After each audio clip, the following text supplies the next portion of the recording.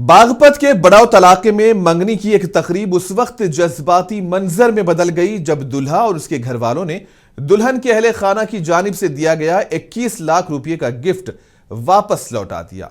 तकरीब में मौजूद लोगों ने इस लम्हे को न सिर्फ सराहा बल्कि इसे एक बड़ी समाजी मिसाल भी करार दिया।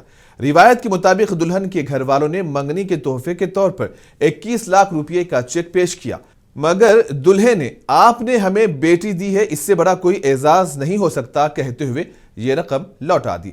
दुल्हे के इस जुमले ने सबको हैरान भी किया और मुतासिर भी। दुल्हन के अहले खाना ने भी इस फैसले को एहतराम के साथ कबूल किया और कहा कि उनके लिए यही काफी है कि रिश्ता इज्जत के साथ जोड़ा जा रहा है, जिसके बाद इस अक़दाम को सोशल मीडिया और मुकामी हलकों दोनों में बहुत ही पजीराई मिल रही है। और अपना जवाब दिए। ये सिर्फ दो बच्चों का ही मिलन नहीं है, दो परिवारों का मिलन है। और हमारे समाज में और हमारी संस्कृति में परंपरा है कि ये रिश्ते जन्मों तक चलते हैं। तो ये बेटी अब हमारे परिवार का हिस्सा बन रही है।